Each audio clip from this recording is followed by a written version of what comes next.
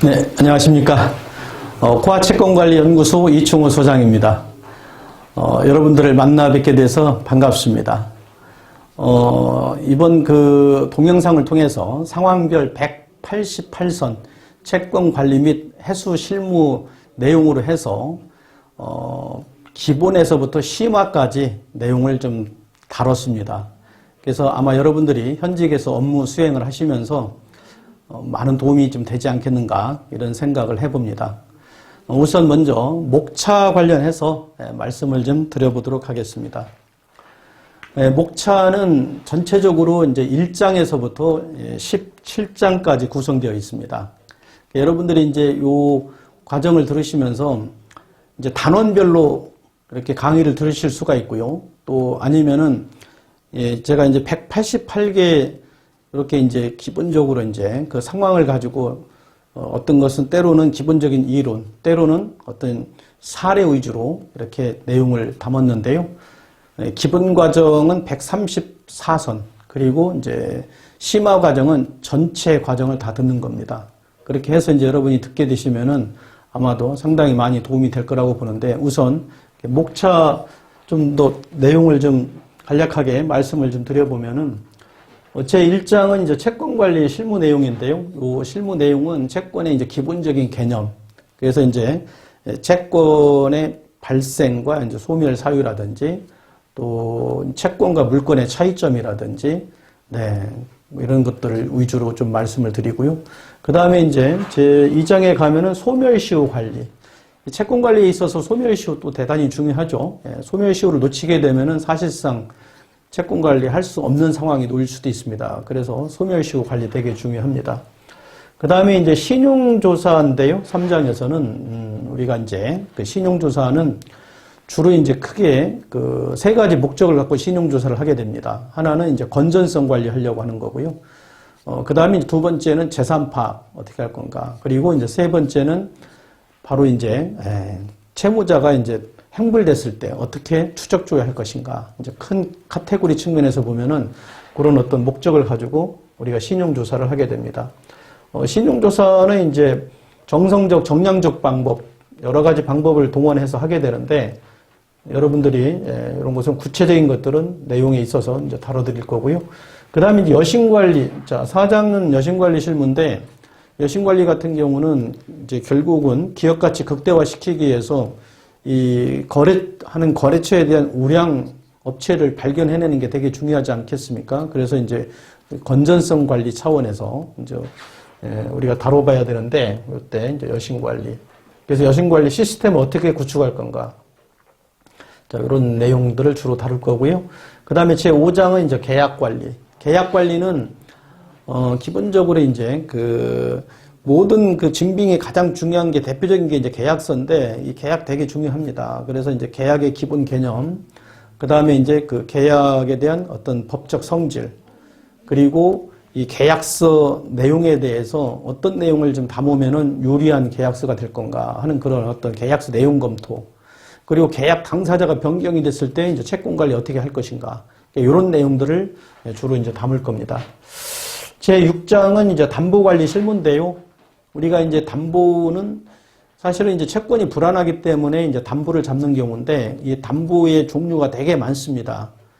그래서 이제 우리가 그 이제 크게 보면은 뭐 인적 담보도 있고 물적 담보도 있고 또 법률상 담보 물권도 있고, 그래서 이제 각종 법들이 또 많이 있죠. 그래서 여러분들이 이제 담보 종류가 뭐 최소한 한 30여 가지가 이상 있기 때문에 담보에 대한 종류, 어떤 때 활용 어떻게 할 것인가, 이런 내용들이 이제 되게 중요하기 때문에 그런 내용을 담을 거고요. 그 다음에 이제 7장에 있어서는 주택 및 상가 건물 임대차 보호법, 주택 상가건물 임대차 보호법 채권관리 차원에서 대항력 어떻게 갖출 건가, 그리고 확정일자를 받았을 때 우선 변제 순위 어떻게 따질 건가, 그리고 이제 임차권 등기라든지 이런 부분들 좀 말씀드릴 거고요. 제 8장에 있어서는 이제 어음수표 실무인데요. 우리가 이제 수금하는 방법에는 여러 가지 방법이 있습니다. 뭐 현금도 있고 또 어음수표, 물론 전자채권도 있고. 근데 이제 어음수표 같은 경우는 증권적 채권인데 나중에 결제가 돼야 되는데 결제 안 되면 부도날 수 있잖아요. 그래서 이제 자 문제가 될 수가 있습니다. 그래서 어음수표를 이제 다루게 될 텐데요. 기본적으로 요 8장까지가 이제 사전적 채권 관리로 보시면 되겠습니다. 그래서 이제 정상적인 채권 관리죠. 요 사전적 채권 관리.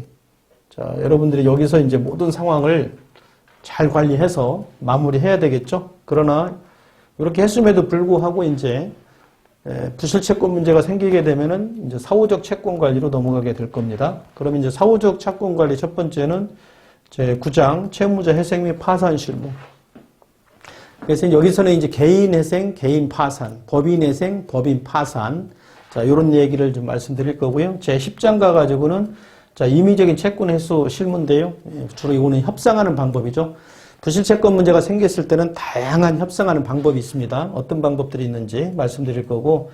자, 11장에 있어서는 이제 집행보전과 채권보전인데, 크게 보면은 이제 보전 업무죠. 예, 집행보전은 다시 가압류 가처분이 나옵니다. 그리고 채권보전은 채권자 대의권하고 채권자 취수권 관련된 그런 말씀을 좀 드릴 거고요.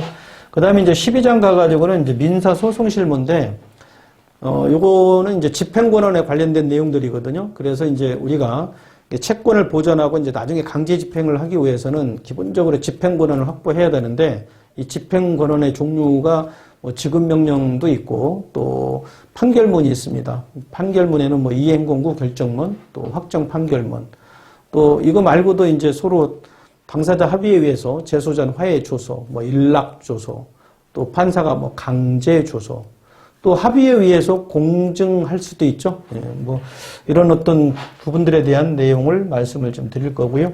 기본적으로 소송 절차 말씀 다 드릴 거고. 자, 13장에 가 있어서는 자, 강제 집행 실무를 좀 다룰 텐데, 우리가 이제 강제 집행은 채권 관리 이제 바로 이제 하이라이트라고 볼 수 있을 텐데, 강제 집행 바로 본격적으로 하기에 앞서서 재산 파악하는 방법, 그래서 재산 명시라든지 재산 조회라든지 채무 불이행자 명부 등재하는 방법이라든지, 그리고 이제 그 집행문 부여 신청하는 방법, 승계 집행문이라든지 뭐 수퉁 부여 신청이라든지 제도 부여라든지 뭐 이런 말씀을 좀 드릴 겁니다. 그리고 전반적으로 이제 그 강제 집행 어떤 것들이 있는지 같이 말씀드릴 거고요. 또 구체적으로 이제 집 4장 가면은 부동산 강제 집행 실무. 자, 부동산 강제 집행 실무 같은 경우는 이제 기본적으로 이제 경매 절차가 있고 강제 관리가 있는데요. 다시 이제 경매에는 임의 경매가 있고 또 강제 경매가 있습니다. 또 이제 임의 경매 같은 경우는 실질적 경매, 형식적 경매. 자, 요런 내용. 그리고 권리 분석하고 이제 배당 좀 따져볼 거고요. 자, 15장에 가 있어서는 유체동산 강제 집행인데, 우리가 이제 유체동산 같은 경우는 이제 기본적으로 그 집안에 있는 살림살이라든지 또 사무실에 있는 직기 비품, 그리고 이제 공장에 있는 뭐 기계 설비라든지 자동차라든지 공기구 비품 이런 것들을 우리가 유체동산 이렇게 강제 집행하게 되는데, 자, 어떻게 하는지 그런 내용들을 좀 따져볼 겁니다. 그리고 16장에서는 채권과 그 밖의 강제 집행인데요.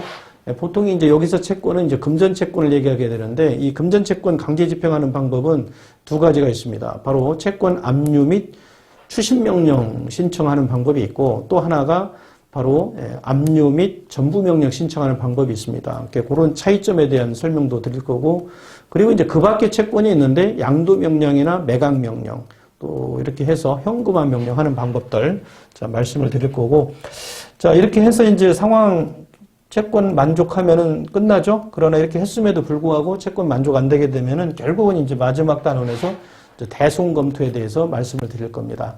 대손은 이제 결국은 더 이상 해소할 수 없었을 때 어떻게 처리할 것인가. 그래서 이제 대손에 대한 기본적인 개념, 또 대손 해계 처리 어떻게 할 건가. 그리고 나서 이제 대손을 어떻게 설정할 것인가. 이 설정하는 방법이 여러 가지 방법이 있습니다. 그리고 이제 대손세액 공제를 받는다든지 이런 내용에 대해서 전반적으로 이제 다뤄드리게 될 텐데요. 좀 더 구체적으로 우리가 이제 이 프로세스에 대해서 이제 한번 쫙 풀어서 별도 강의로 준비를 했습니다. 그래서 각 그 단원별로 각 상황별 표를 1에서부터 이제 188개를 이렇게 말씀을 드릴 건데, 이 전체 프로세스에 대해서는 상황 표 15하고요. 11에 가면은 그 10에는 이제 상거래 채권, 11회 가면은 이제 금융채권 바로 채권관리 프로세스에 대해서 이렇게 간략하게 또 별도로 좀 더 설명을 드리도록 하겠습니다.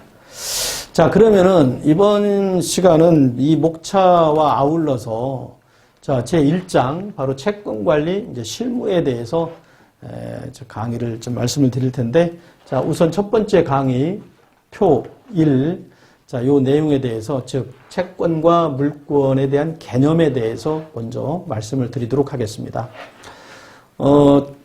채권, 자, 여러분들 채권 뭐라고 설명할 수 있을까요? 채권은 바로 이런 거죠. 어떻게 보면은 이제 받을 돈, 받을 권리죠. 자, 요걸 조금 더 법률적으로 풀어서 말씀을 드리면, 채권이라고 하는 것은 A라는 특정인이 다른 상대방 특정인한테 청구할 수 있는 청구권입니다. 요거를 우리는 채권이다, 이렇게 얘기를 하고 있고요. 채권의 반대는 뭘까요? 바로 채무가 되겠죠. 그래서 통상 채권, 채무 이렇게 얘기합니다. 그러나 물권이라는 것도 있습니다. 물권. 물권은 어떤 개념이냐면은 물건에 대해서, 그 물건 하면은 이제 보통 부동산, 동산, 이걸 물건이라고 하는데, 자, 물건에 대해서 직접적이고 배타적으로 청구할 수 있는 권리입니다. 이렇게 직접적이고 배타적으로 지배할 수 있는 권리, 이거를 우리는 물권이다, 이렇게 얘기하고 있죠. 그러면은 이제 채권하고 물권은 하나의 권리인데, 우선 이 권리가 어떻게 만들어지는가, 이제 그 부분에 대해서 먼저 좀 설명을 해드리면은, 우리가 이제 권리라고 하는 거는 크게 보면은, 자, 두 가지에 의해서 권리가 만들어져요. 우선은 하나가 이제 법률 규정에 의해서도 권리가 만들어집니다. 그리고 또 하나는 법률 행위에 의해서도 권리가 만들어져요. 그럼 이제 법률 규정이라고 하는 것은 뭐냐면은 법이죠, 법. 네, 우리나라는 많은 법률이 있습니다. 국회에서 국회의원들이 제정하는 본법이 있고, 또 대통령령, 국무총리에 의한 시행령이 있을 수 있고, 또 각 부에서 장관, 그리고 대법원장이 만들 수 있는 시행 규칙이라는 게 있습니다. 이런 것들은 다 법률 규정이라고 보는 거죠. 그 다음에 이제 법률 행위가 있는데, 이 법률 행위는 이제 단독 행위도 있고, 이제 계약 행위도 있고, 이제 합동 행위도 있습니다만, 이런 것들을 이제 우리가 법률 행위라고 보는데, 대부분 채권 문제는 바로 계약에 의해서 대부분 나타납니다. 그러면은 이제 권리의 종류에는 어떤 것들이 있느냐? 권리의 종류에는, 자, 다시 네 가지가 있습니다. 재산권이라는 게 있고, 가족권이라는 게 있고, 인격권이라는 게 있고, 사원권이라는 게 있습니다. 자, 그러면 다시 재산권은, 자, 이 재산권은 두 가지가 있죠? 바로 여기서 채권과 물권이 나옵니다. 자, 지금 제가 말씀드리려고 하는 바로 채권과 물권이 바로 재산권이다라는 거예요. 그러면은 이 채권, 자, 채권의 종류에는 어떤 것들이 또 있냐면은, 이 채권의 종류에는 다시 또 5가지가 있습니다. 여기 보시면은, 자, 특정물 채권, 또 불특정물 채권, 불특정물 채권을 우리가 종류 채권이라 그래요. 그리고 금전 채권, 선택 채권, 이자 채권. 이 중에서 이제 여러분들이 대부분 재화와 용역을 거래처한테 공급하고 받아야 될 채권, 또 뭐 어떤 사용료를 사용하게끔 하고 받아야 될 사용료 청구권 채권, 공사를 해주고 공사대금 채권, 금융기관 같은 경우는 돈을 이제 대여를 해주고 대여금 채권, 또 보증회사 같은 경우는 이렇게 보증 업무 해주고 나중에 문제가 생겼을 때는 구상권 청구권 채권. 그러니까 각각의 그 회사 또는 각각의 기관, 뭐 단체에서 발생할 수 있었던 이런 채권들 전부 받아야 될 채권이잖아요. 이런 것들이 이제 금전 채권이 되는데, 자, 여러분들이 대부분 채권 문제는 요 금전 채권이 문제가 되는 겁니다. 그래서 금전 채권의 종류에 보면은 외상 매출금, 받으러, 자, 요 두 개를 합쳐서 우리가 이제 매출 채권이다, 이렇게 얘기하고요. 자, 상거래 회사에 의해서 바로 이제 상인이 판매 제품, 상품, 그거 이외의 거 판매하고 돈 못 받은 거, 이때는 미수금이라는 개정을 쓰죠. 자, 금융기관 대여금, 자, 또 은행 예금, 임대차 보증금, 뭐 보험금, 배당금, 공탁금, 수용 보상금, 월급과 퇴직금. 이런 것들은 전부 다 하나의 계정인데 요거는 금전채권이다. 이렇게 우리가 볼 수 있습니다. 그러면은 자, 여러분들이 이제 거의 대부분 여기서 자, 이 금전채권에 대해서 이제 구체적으로 이제 좀 더 우리가 이제 앞으로 많이 이제 다뤄지게 될 텐데 뭐 간혹 특정물 채권 자, 이런 것들 어떤 거냐면은 이거는 이제 당사자 간에 있어서 만약에 이제 거래 관계에서 특정물로 이제 주고받는 것이죠. 그래서 소유권 이전 청구권이라든지 임차권 뭐 이런 게 될 수가 있고 그 다음에 이제 이 그 불특정물 채권이 있는데 이걸 종류 채권이라고 하는데요. 이거는 특정되지 않는 거죠. 예를 들어서 TV나 맥주 지정하면은 보통 이제 그 창고에 있는 것 이렇게 아무거나 갖다 줄 겁니다. 만약에 이제 뭐 맥주 같은 경우 뭐 여러분들이 저녁에 오늘 저녁에 집들이를 한다. 그래서 이제 손님이 오시게 되면은 맥주집에 가가지고 물론 먹을 수도 있겠지만 바로 이제 편의점이나 이런 데 가가지고 맥주를 좀 사와야 되겠다. 이때 뭐 맥주에도 종류가 여러 가지가 있잖아요. 뭐 카스도 있고 하이트도 있고 뭐 클라우드도 있고 뭐 테라도 있고 등등 많이가 있을 텐데 이때 이제 예를 들어서 편의점에 가가지고 계산하시고 저녁 몇 시 때까지 약속 시간 잡아서 그때 이제 뭐 갖다 주세요. 뭐 카스를 갖다 주시던가 요청을 하게 되면은 그분 편의점 사장은 나중에 아마 창고에 있는 거를 한 박스 갖다 주지 않겠는가. 그렇죠? 이런 것들은 바로 이제 불특정물 채권, 종료 채권이라 그래요. 그 다음에 또 이자 채권이 있습니다. 이자는 이제 두 가지 성격의 이자가 있는데 원금에 대한 이자, 그 다음에 채무가 불이행이 됐을 때 연체에 대한 연체 이자가 있는데요. 바로 이제 그 원금에 대한 이자를 갖다 우리는 기본 이자라 그러고 그 다음 채무가 불이행이 됐을 때 연체 이자를 갖다가 우리는 지연배상금이라 그럽니다. 자, 그런 부분에 대해서 자, 이자 채권이 있을 수 있고 그 다음에 이제 선택 채권 같은 경우는 여러 가지 채권 중에서 하나 선택하는 거죠. 예를 들어서 어떤 두 필의 말 중 하나를 선택한다든지. 그러니까 이제 채권의 종류가 여러 가지가 있습니다만 나머지들은 아주 예외적으로 발생하는 거고 여러분들이 이제 주로 다루는 거는 이제 금전 채권이 될 겁니다. 그리고 이제 간혹가다 이제 이자 채권에 대해서 좀 이해를 하시면 좋겠다. 자, 물권은 물건에 대해서 직접적으로 배타적으로 지배할 수 있는 권리라 그랬잖아요. 이 채권 같은 경우는 바로 당사자 계약 관계에 의해서 얼마든지 자, 만들어낼 수가 있습니다. 그러나 이 물권 같은 경우에는 이제 그 법률에 제정된 걸 가지고 그 물권을 활용하는 겁니다. 활용하는 거예요. 그러면은 이제 당사자 계약에 의해서 자, 활용은 어떤 식으로 하게 되느냐면은 법에 있는 담보 물권을 당사자 합의에 의해서 뭐 약정이나 계약은 하겠죠. 다만 기본적인 물권을 활용할 뿐이다. 이용할 뿐이다. 그래서 이제 우리 각종 법에 보면은 이 담보 물건들이 법에 의해서 제정되어 있습니다. 그러면 이제 예를 들어서 민법 같은 경우에 보면은 우리 민법이 이제 전체 1118조 모드로 되어 있는데 5개 편으로 되어 있거든요. 1편이 이제 총칙편, 2편이 물권편, 3편이 채권편, 그리고 4편이 이제 친족, 마지막 5편이 상속.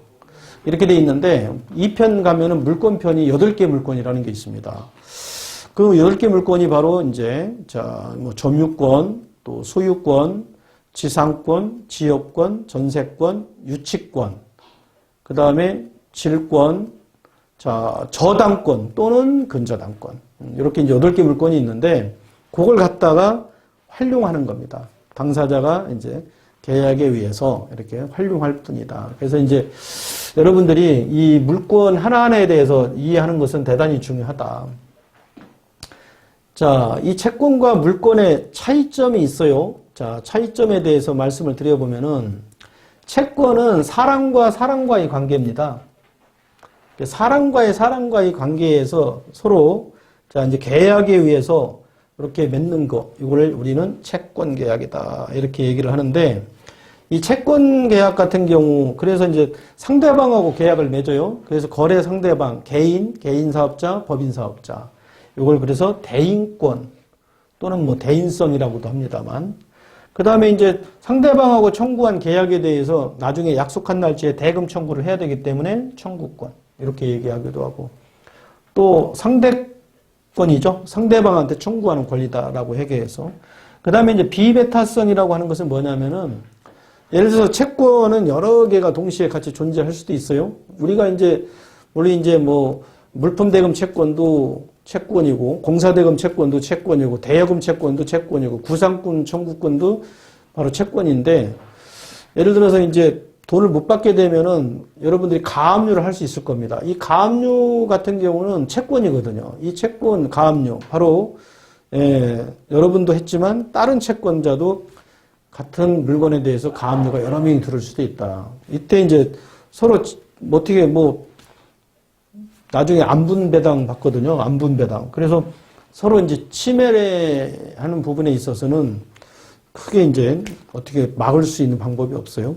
얼마든지.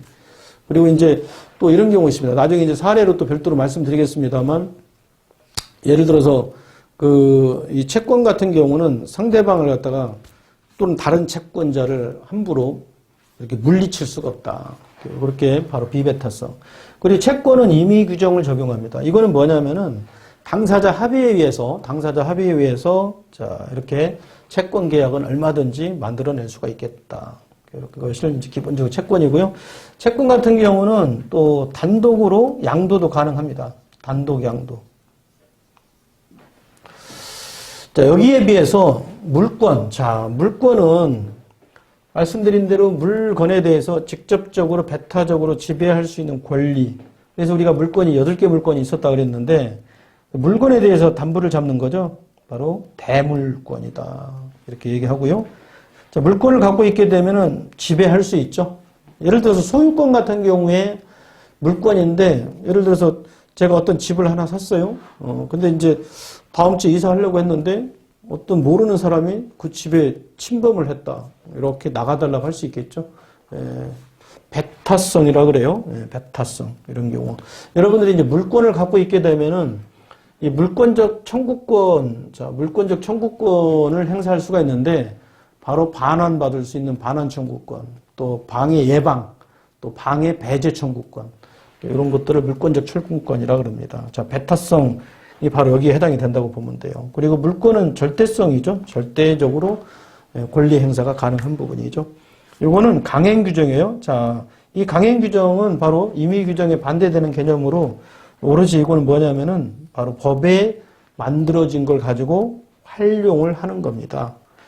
임의 규정은 바로 당사자 합의에 의해서 주로 계약으로 가는 거라면은 강행 규정은 법에 있는 것을 물론 활용하기 위해서 계약을 해야 되겠죠. 약정을 해야 되겠죠.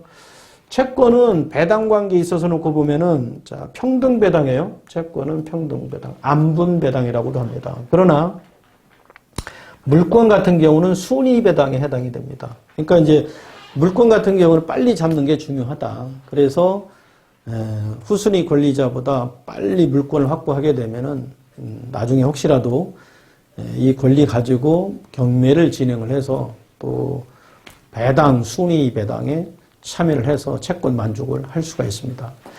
자, 여러분들이 이제 기본적으로 이 채권, 물권에 대해서 자, 간략하게 말씀을 드렸는데 이 부분이 잘 이해가 좀 필요한 부분이 있습니다. 그래서 여러분들이 그 개념을 잘 먼저 습득을 하시고 자, 그 다음 강의로 또 진행하도록 하겠습니다.